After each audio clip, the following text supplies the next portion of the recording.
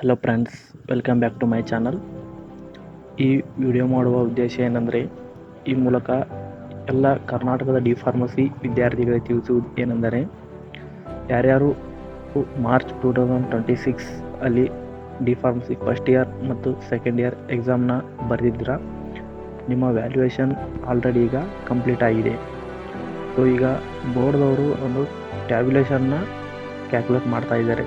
ಅಂದರೆ ನಿಮ್ಮ marks card ಆಗಲಿ, ನಿಮ್ಮ ಮಾರ್ಕ್ಸ್ನ ಒಂದಕ್ಕೆ ಒಂದು ಸೀರಿಯಲ್ ಆಗಿ ಒಂದು ಜೋಡಣೆ ಆಗಲಿ ಮತ್ತು ಮ್ಯಾಚಿಂಗ್ ಆಗಲಿ ಮಾಡ್ತಾ ಇದ್ದಾರೆ.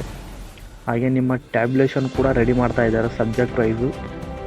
ಈಗ ನಿಮ್ಮ ರಿಸಲ್ಟನ್ನು ಯಾವುದೇ ಕ್ಷಣದಲ್ಲಿ ಬಿಡಬಹುದು, ನಾಳೆ ಬಿಡ್ಬೋದು ಅಥವಾ ನಾಡಿದ್ದು ಬಿಡ್ಬೋದು. ಸೊ ನನ್ನ ಪ್ರಕಾರ ಮೇ 20ನೇ ತಾರೀಕುವರೆಗೂ ವೇಟ್ ಮಾಡೋದು ಒಳ್ಳೆಯದು. ತುಂಬ ಜನ ಕಮೆಂಟ್ ಹಾಕ್ತಾ ಇದ್ದೀರಾ, ರಿಸಲ್ಟ್ ಯಾವಾಗ ಬರುತ್ತೆ ಅಂತ.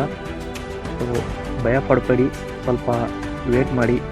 ರಿಸಲ್ಟ್ ಇನ್ನೇನು ಕೆಲವೇ ದಿನಗಳಲ್ಲಿ ಬರುತ್ತೆ. ಸೊ ನನ್ನ ಪ್ರಕಾರ ಮೇ 20ವರೆಗೂ ವೇಟ್ ಮಾಡೋದು ಬೆಟರ್. ಮೇ 20 ಆದಮೇಲೆ ನಾನು ಇನ್ನೊಂದು ವಿಡಿಯೋ ಮಾಡಿ ಹಾಕ್ತೀನಿ. ಸೊ ಆಲ್ಮೋಸ್ಟ್ ಮೇ 20 ಬರ್ಬೋದು, ವೇಟ್ ಮಾಡಿ ನೋಡೋಣ.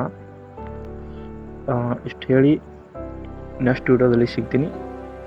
ಧನ್ಯವಾದಗಳು.